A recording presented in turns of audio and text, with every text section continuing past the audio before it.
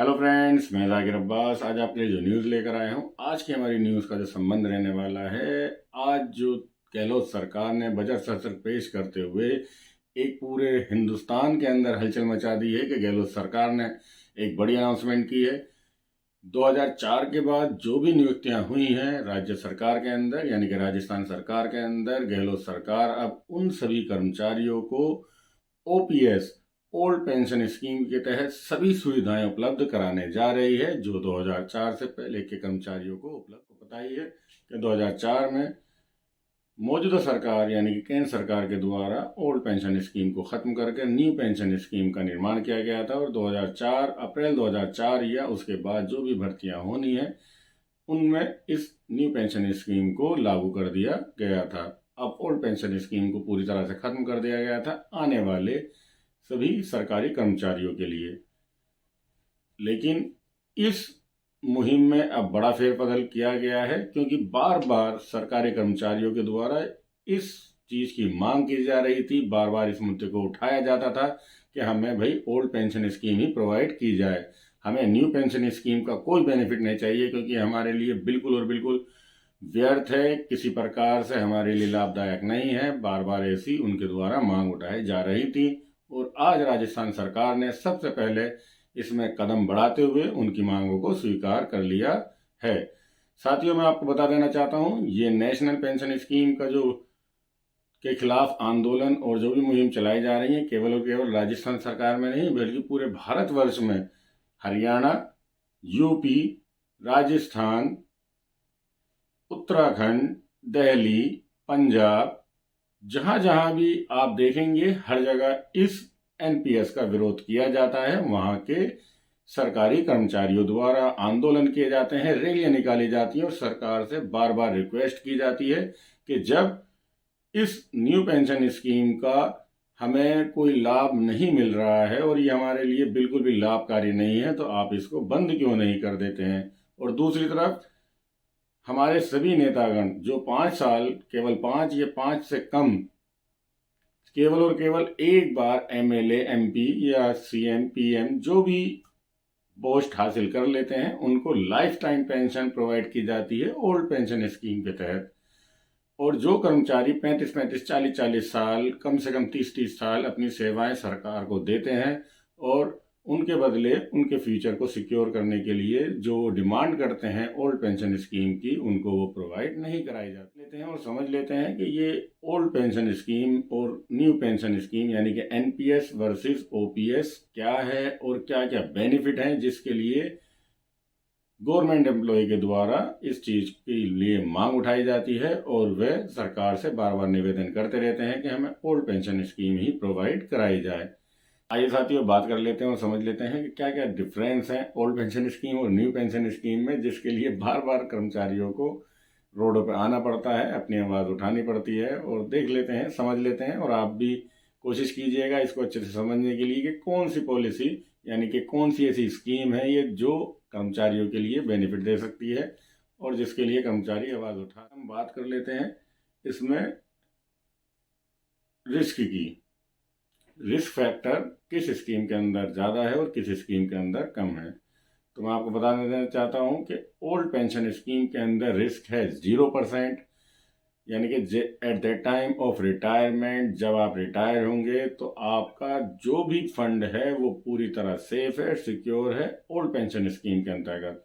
जबकि new pension scheme के अंतर्गत आपका जो भी फंड है, जो भी आपका रिटायरमेंट फंड रहने वाला है, वो पूरी तरह इफेक्ट रहेगा मार्केट रिस्क से, क्योंकि आपका पैसा पूरा का पूरा लगाया जाता है स्टॉक मार्केट में। मार्केटिंग के ऊपर जो भी आपको रेट ऑफ इंटरेस्ट रहेगा, जो मार्केट का रिस्क रहेगा, वो पूरी तरह इफेक्ट करेगा आपकी फंड को।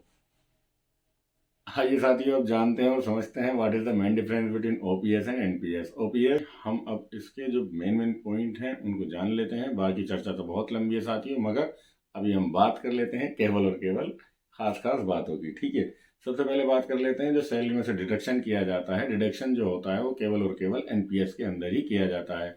एक फिक्स अमाउंट का डिडक्शन किया जाता है 10% एम्प्लॉय के जो बेसिक और डीए है उसका 10% आपके अकाउंट से यानी कि आपकी सैलरी से डिडक्ट कर लिया जाएगा और ट्रांसफ़र कर दिया जाएगा एनपीएस अकाउंट में।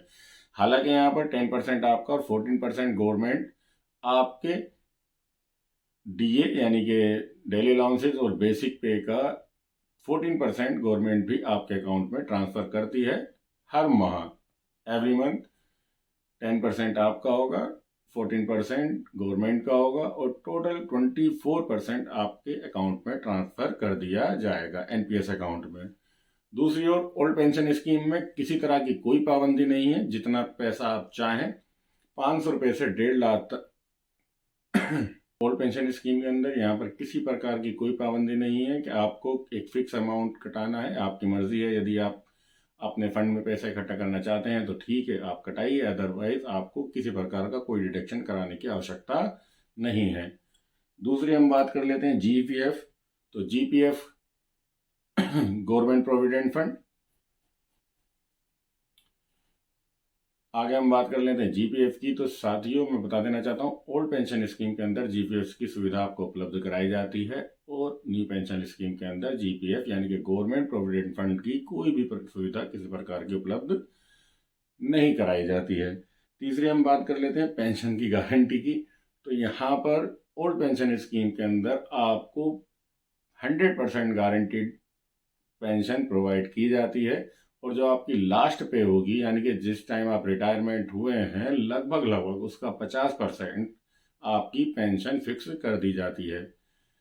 जिस पे को आपने लिया है लास्ट पे at the time of retirement, उसका लगभग 50% ओल्ड पेंशन स्कीम में आपको प्रतिमाह प्रोवाइड किया जाएगा, गारंटी है इसकी। मगर नेशनल पेंशन स्कीम के अंदर जो न्यू पेंशन स्कीम है उसके अंदर किसी प्रकार की कोई गारंटी नहीं है, क्योंकि सब कुछ डिपेंड करेगा मार्केट रेट पर, स्टॉक एक्सचेंज पर। जो भी वहाँ का रेट चल रहा होगा उसी के अनुसार आपका जो बचा हुआ अमाउंट होता है उसके ऊपर, जो देखिए एक अमाउंट जितना आपके सालाना आपने जमा किया यानी पर मंथ आपने जमा किया, उसका कुछ हिस्सा आपको प्रोवाइड कर दिया जाता है रिटायरमेंट के बाद, यानी कि 60% अमाउंट आपको दे दिया जाता है और बचा हुआ जो 40% होता है उसको मार्केट में इन्वेस्ट कर दिया जाता है और उसी के अनुसार कैलकुलेशन कर कर जो भी वहाँ से रेट ऑफ इंटरेस्ट जो इनकम होगी उसी के तहत आपकी पेंशन फिक्स कर दी जाती है। तो यहाँ पूरी तरह इफेक्टेड रहती है रिस्क ऑफ मार्केट, यदि इसमें आपको बेनिफिट भी मिल सकता है और लॉस भी, सब कुछ डिपेंड करता है रेट ऑफ मार्केट पर। सुरक्षा की बात कर लेते हैं। देखिए यहाँ पर ओल्ड पेंशन स्कीम में आपका भविष्य सुरक्षित है, गारंटी है जी, आप सिक्योर हैं। न्यू पेंशन स्कीम के अंदर किसी प्रकार की कोई सिक्योरिटी नहीं है। अब बात कर लेते हैं इसके अंदर, अभी आपको पता है साथियों, जो अभी आपको करंट में जो सैलरी मिल रही है वो 7 वेतन आयोग है और उसी के अकॉर्डिंग हमारी अभी कैलकुलेशन की जा रही है सैलरी की। और हर 10 साल में इसके अंदर चेंजेस होते हैं। यदि आप ओल्ड पेंशन स्कीम के अंदर आते हैं तो 10 साल के बाद आपका वेतन आयोग भी इसमें इंक्रीमेंट लग जाता है और न्यू पेंशन स्कीम के अंदर ऐसी कोई सुविधा उपलब्ध नहीं कराई जाती है। इसी तरह बात कर लेते हैं डीए की यानी कि महंगाई भत्ते की। तो ओल्ड पेंशन स्कीम में प्रत्येक 6 माह में आपका डीए इंक्रीज कर दिया जाता है। न्यू पेंशन स्कीम में इस तरह की कोई सुविधा आपको उपलब्ध नहीं कराई जाती है। बात करते हैं ग्रेचुटी की। देखिए ओल्ड पेंशन स्कीम के अंतर्गत यानी कि ओपीएस के अंदर ग्रेचुटी आपको प्रोवाइड कराई जाती है और ये लगभग अमाउंट होता है 15 से 20 लाख के अराउंड।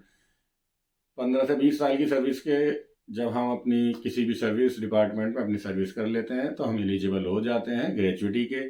और ग्रेचुटी यहाँ पर केवल और केवल प्रोवाइड कराई जाती है ओल्ड पेंशन स्कीम में, और न्यू पेंशन एनपीएस के अंदर भी 2016 के बाद इससे संबंधित कुछ प्रावधान जोड़ दिए गए हैं, मगर स्टार्टिंग में इसके अंदर ग्रेचुटी की कोई बात किसी तरह की नहीं थी। अब यहाँ पर हम बात कर लेते हैं इन केस ऑफ डेथ। देखिए भगवान ना करे किसी एम्प्लॉय की डेथ हो जाती है जो गवर्नमेंट सर्विसेज के अंतर्गत कार्य कर रहे हैं, तो उनके परिवार के लिए न्यू पेंशन स्कीम के अंतर्गत किसी प्रकार की कोई सुविधा नहीं है। मृत्यु या डेथ केस में वहीं पर आपका अकाउंट क्लोज कर दिया जाता है और आपका जो भी शेयर आपने एनपीएस में आपका जमा हुआ है उसको क्लोज कर दिया जाता है परमानेंटली। और यहीं पर अगर हम ओल्ड पेंशन स्कीम की बात करते हैं तो साथियों यहाँ पर पूरी की पूरी सुविधा प्राप्त कराई जाती है। जो पेंशन रिटायरमेंट के बाद मिलने वाली थी एम्प्लॉय को, लगभग लगभग उसी के आसपास आपकी फैमिली को, यानी कि मृतक के बच्चों को या वाइफ को पेंशन प्रोवाइड कराई जाती है। टैक्स की अगर बात करें तो जो सैलरी आपको प्रोवाइड कराई जाएगी पेंशन के रूप में आफ्टर रिटायरमेंट के, तो ओल्ड पेंशन स्कीम के अंतर्गत पूरी तरह वो एग्जैम्प्ट है। जो अमाउंट आपको मिलने वाला है जब आप रिटायरमेंट होंगे, आपकी रिटायरमेंट होगी, रिटायरमेंट के टाइम पर जो अमाउंट आपको दिया जा रहा है गवर्नमेंट की तरफ से वो तो एग्जैम्प्ट है ही है। उसके बाद जो आपको ओल्ड पेंशन स्कीम की बात कर रहा हूँ मैं यहाँ पर, ओपीएस की, जो आपको जो भी आपको अमाउंट मिला, फंड जितना भी आपने डिडक्ट कराया था पर मंथ अपनी सैलरी से, वो सारा का सारा, और उस पर मिलने वाला ब्याज यानी कि जो इंटरेस्ट आपके सेविंग अकाउंट में था वो भी पूरी तरह एग्जैम्प्ट है टैक्स से, टोटल अमाउंट। थर्ड, जो पर मंथ आपको सैलरी एज ए पेंशन मिलने वाली है वो भी पूरी तरह एग्जैम्प्ट है टैक्स से। अब बात कर लेते हैं न्यू पेंशन स्कीम में। देखिए जहाँ पर आपका 10% था पर मंथ और गवर्नमेंट का 14% था डीए प्लस बेसिक का, टोटल अमाउंट जितना भी आपकी फिगर आएगी at the time of retirement 60% आपको प्रोवाइड करा दिया गया। अब जो बचा हुआ है 40% वो मार्केट में इन्वेस्ट कर दिया गया, वो आपको करना ही पड़ेगा मार्केट में इन्वेस्ट, और उस पर जो भी अब आपको इनकम होने वाली है वो टैक्सेबल है। तो यहाँ पर आपको टैक्स देना पड़ेगा यदि आपने एनपीएस स्कीम में आप आते हैं। तो मैं सिर्फ यही बात कहना चाहूँगा, यदि आपको वीडियो पसंद आई हो और आपको लगा हो कि हाँ वीडियो देखने के बाद आपको कुछ बेनिफिट मिला है, तो साथियों मैं आपसे यही यहाँ पर आपसे सिर्फ यही आशा करना चाहते हैं कि यदि आपको वीडियो अच्छी लगी तो वीडियो को लाइक करना, चैनल को सब्सक्राइब करना मत भूलना और वीडियो को ज़्यादा से ज़्यादा शेयर करना ताकि सभी साथियों तक ये जानकारी पहुँच जाए। साथियों आज की वीडियो बनाने का मकसद यही है कि जो भी अभी गवर्नमेंट जॉब में आने के लिए इंटरेस्टेड हैं और जो लोग लग चुके हैं उन सभी तक ये जानकारी पहुंच पाए कि देखिए ओल्ड पेंशन स्कीम और न्यू पेंशन स्कीम में क्या क्या डिफरेंस हैं, क्या क्या बातें हैं जो आपको जाननी ज़रूरी हैं और आपके लिए कौन सी स्कीम है जो ज़्यादा बेनिफिट रहने वाली है। यहाँ पर मैं यही बात कहना चाहूँगा, जिस तरीके से कृषि कानून के अंतर्गत गवर्नमेंट चाह रही थी कि देखिए आपके लिए बेनिफिट है आप इनको मानिए, मगर किसान नहीं मानने को तैयार थे। सेम वही है कि यहाँ पर गवर्नमेंट कहती है जी एनपीएस आपके लिए बेनिफिट है, मगर एम्प्लॉय कहता है नहीं जी हमें ये बेनिफिट नहीं दीजिए। एक ये हास्यास्पद स्थिति है कि गवर्नमेंट आपको बेनिफिट देना चाह रही है और एम्प्लॉय कहते हैं जी नहीं हमें ये बेनिफिट नहीं चाहिए। तो आपसे मैं यही आशा करता हूँ जो भी DSSB या अन्य एग्ज़ाम की तैयारी कर रहे हैं, आप भी गवर्नमेंट जॉब में आ रहे हैं तो आप इस चीज़ से अवगत रहें और सभी तरह की अन्य जानकारियों के लिए आप हमारे चैनल को सब्सक्राइब कर लें ताकि समय समय पर आपके लिए सारी सुविधाएं जो भी न्यूज़ हैं आप तक मिलती रहें। धन्यवाद साथियों वीडियो देखने के लिए।